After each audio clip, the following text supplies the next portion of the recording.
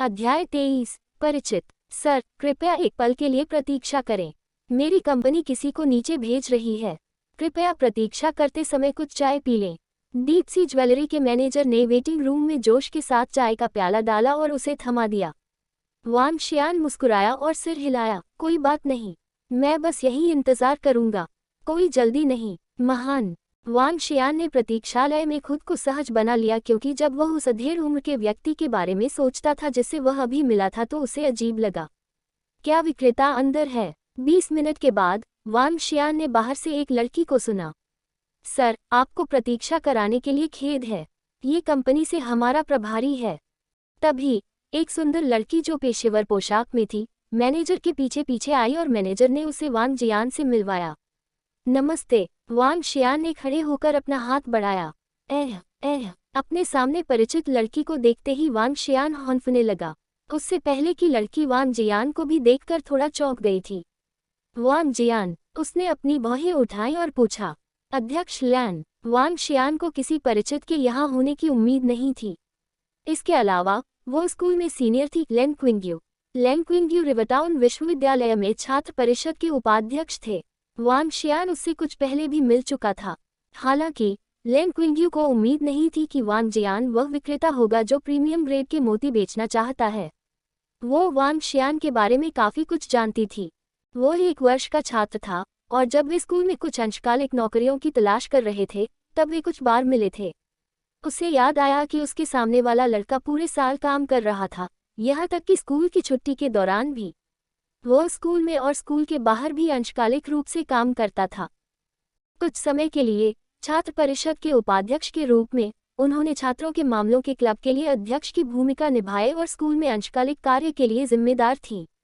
उस समय वांग शियान part time non stop था, इसलिए वो उसके परिवार की स्थिति से काफ़ी परिचित थी। उसके माता पिता आसपास नहीं थे और वह अपनी छोटी बहन के साथ रह रहा था, इसलिए उन्हें अपनी बहन की आजीविका के लिए जिम्मेदार होना पड़ा।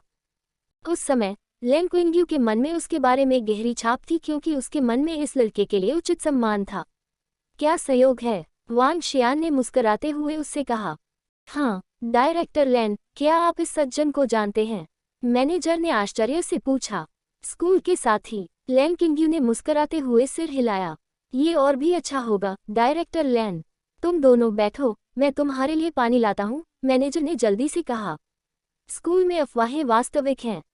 प्रबंधक के रवैये को देखकर वांग जियान ने स्कूल में चल रही अफवाहों के बारे में सोचा कि उनके परिवार के पास एक महत्वपूर्ण सूचीबद्ध कंपनी है और वे एक समृद्ध परिवार हैं। भविष्य में वो बड़े पैमाने के पारिवारिक व्यवसाय को संभालेंगी, लेकिन उन्हें उम्मीद नहीं थी कि 3 साल की होने से पहले ही वह अपने पारिवारिक व्यवसाय को संभाल रही थी। वांग जियान, मैंने कभी उम्मीद नहीं की थी कि तुम विक्रेता बनोगे, लैन क्विंग्यू ने वांग जियान के प्रति उदासीनता से कहा। वांग शियान ने हंसते हुए लैन क्विंग्यू को देखा जो कार्यालय की पोशाक में थी।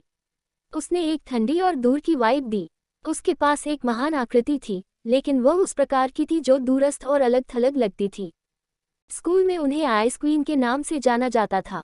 वह और गुवान शुकिंग 2 अलग अलग पात्र थे। गुवान शुकिंग एक ऐसी देवी थी जो मिलनसार होने के साथ साथ आरक्षित भी थी, लेकिन लैन क्विंग्यू एक देवी थी जिसने अपनी दूरी एक हाथ की दूरी पर रखी। मैं भी आपसे उम्मीद नहीं कर रहा था।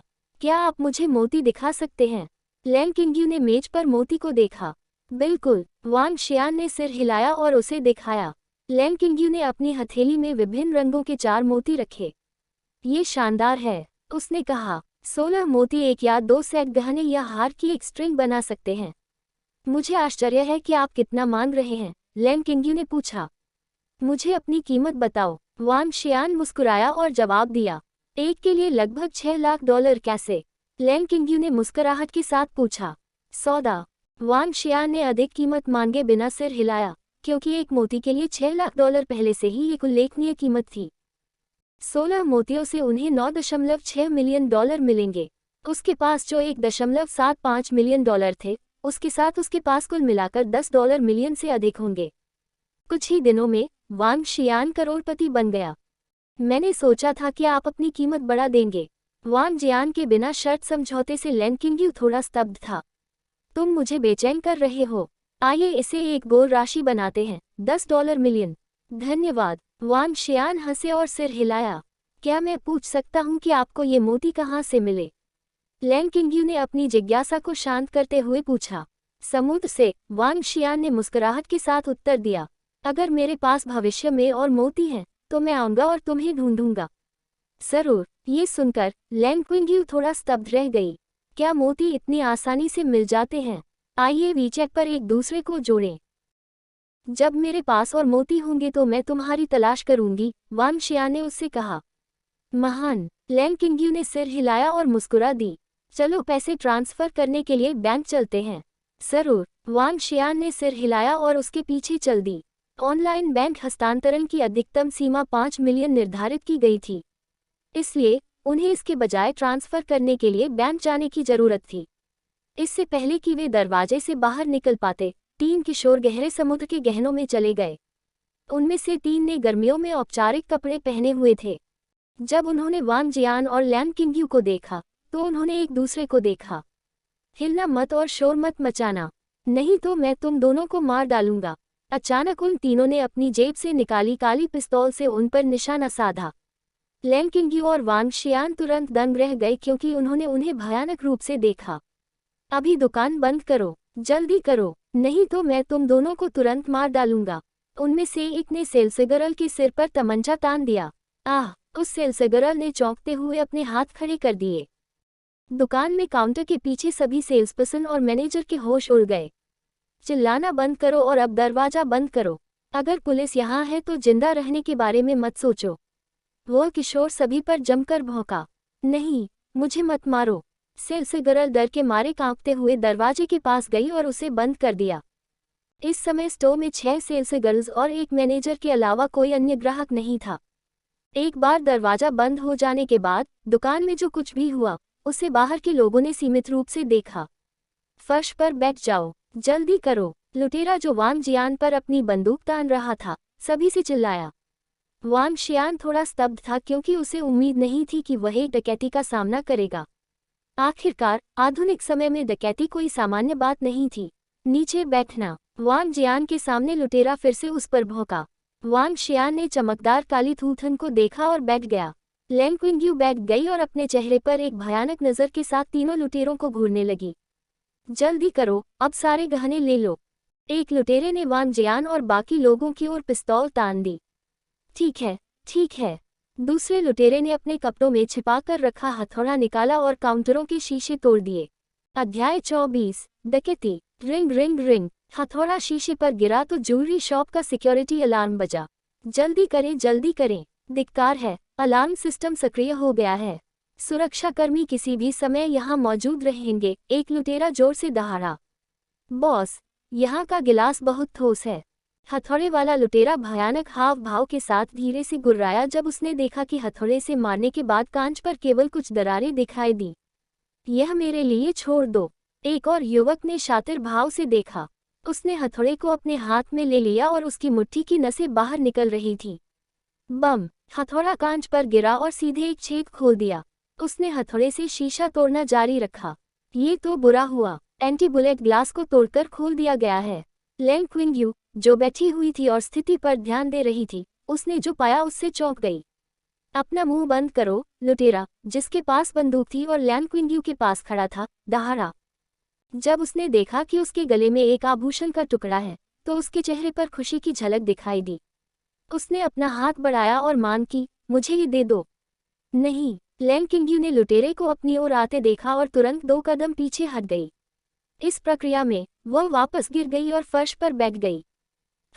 मुझे उम्मीद नहीं थी कि तुम सुंदर हो। जब लुटेरे ने लैंग किंग्यू का चेहरा देखा, तो वह चकित रह गया और उसने एक विकृत अभिव्यक्ति प्रकट की। हिलना मत या मैं तुम्हारे शरीर पर एक छेद खोल दूंगा। हे, लुटेरे ने लैंग किंग्यू पर बंदूक तान दी। धत तेरी की, हमारे पास इसके लिए समय नहीं है।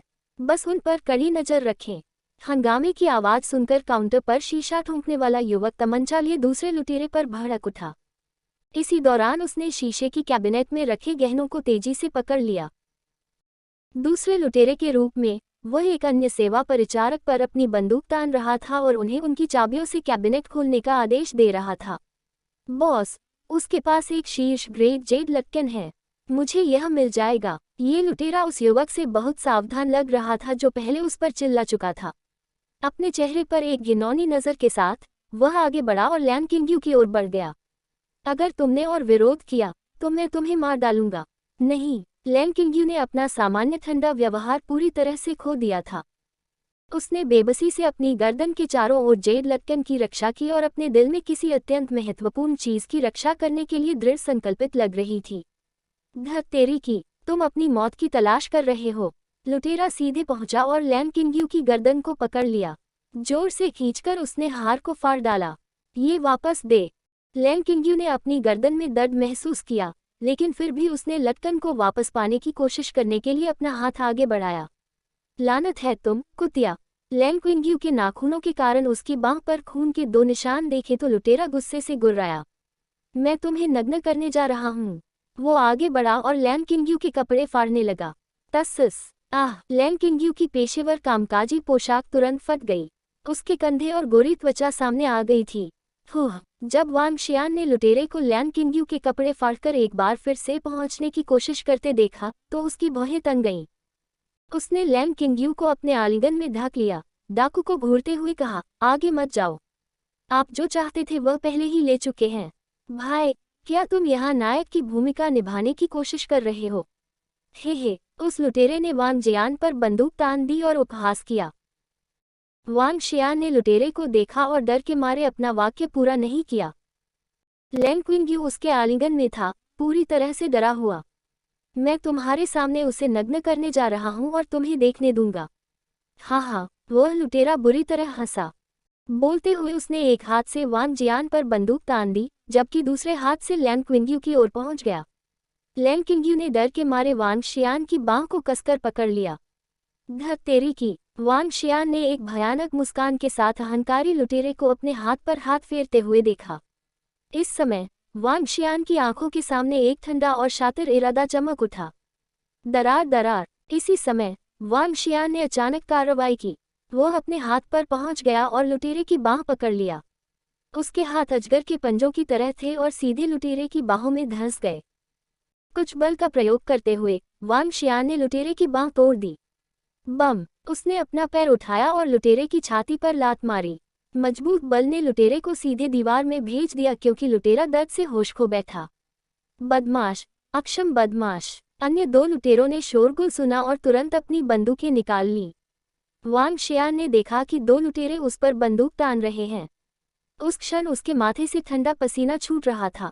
लैन किंग्यू ने डरावने रूप से लुटेरों को अपनी बंदूकों से इशारा करते हुए देखा। वह वीरान पड़ी थी। लानत है! टकराना। जब उसने गोलियों की आवाज सुनी तो उसे लगा कि मौत का डर उसे घेरे हुए है। हालांकि इसी क्षण एक आकृति उस पर झपट पड़ी और उसे अपने आलिंगन में कस लिया। TSSS! आउच! वांग शियान पीठ से फैलते तीव्र दर्द को महसूस कर सकता था। हालांकि दर्द की अनुभूति कम होने के बाद उन्हें कोई दुख महसूस नहीं हुआ। मेरा शरीर गोलियों का सामना कर सकता है। वांग शियान हैरान था। वह कार्रवाई क्यों नहीं कर रहा था? इसका कारण ये था कि अन्य दलों के पास बंदूकें थीं। उन्हें डर था कि उनके शरीर के स्थायित्व के साथ यह अभी भी गोली के हमले का सामना करने के लिए अपर्याप्त होगा। हिलना मत। उसने लैन किंग्यू को अपनी बाहों में लेकर धीरे से कहा। क्या तुम ठीक हो, वांग शियान? लैन किंग्यू के चेहरे से आंसू बह रहे थे। उसने 2 नर्म गोलियों की आवाजें सुनी और गोलियों की आवाज भी उसकी पीठ पर लगी। बंदूकों पर साइलेंसर लगे थे। मैं माफी चाहता हूँ। मुझे विरोध नहीं करना चाहिए था। जेड लटकन मेरी दादी की ओर से एक उपहार था जब उनका निधन हो गया था। मैं क्षमा चाहता हूँ, लैन किंग्यू ने बुरी तरह से कहा क्योंकि उसे लगा कि वांग शियान गोलियों से घायल हो गई है। ये ठीक है। वांग जियान ने अपना सिर हिला दिया। क्या बकवास है! लड़कियां वास्तव में एक ड्रैग हैं। अगर वह पहले विरोध नहीं करती तो लुटेरे फायरिंग नहीं करते।